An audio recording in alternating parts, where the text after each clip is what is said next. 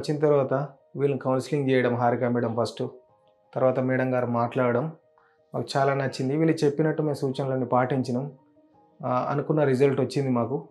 నాకే కాకుండా నా తరపున ఎవరు ఉన్నా నాకు తెలిసిన వాళ్ళకు కూడా చాలా మంది జనాలకు నేను చెప్తున్నాను, పలానా హాస్పిటల్ వెళ్ళండి నాకు మంచిగా అనిపించింది అని చెప్పిన. ఇప్పుడు ఇక ముందు కూడా నాకు తెలిసిన వాళ్ళందరికీ చెప్తే కంపల్సరీ రావాల్సిందే. మేము పడ్డ బాధలు ఇంకోరు పడద్దు, అందరికీ మంచి జరగాలని కోరుకుంటున్నా. ముఖ్యంగా మేడం గారికి ధన్యవాదాలు.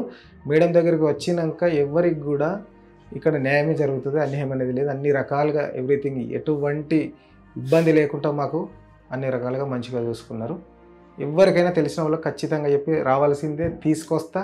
అందరికీ నాకు సంతోషమైనట్టు మిగతా అందరికీ సంతోషం కావాలని కోరుకుంటాం. మేము అన్ని హాస్పిటల్స్ తిరిగిన తర్వాత లాస్ట్ ఓఎస్ఎస్ కరీంనగర్కి వచ్చినాము.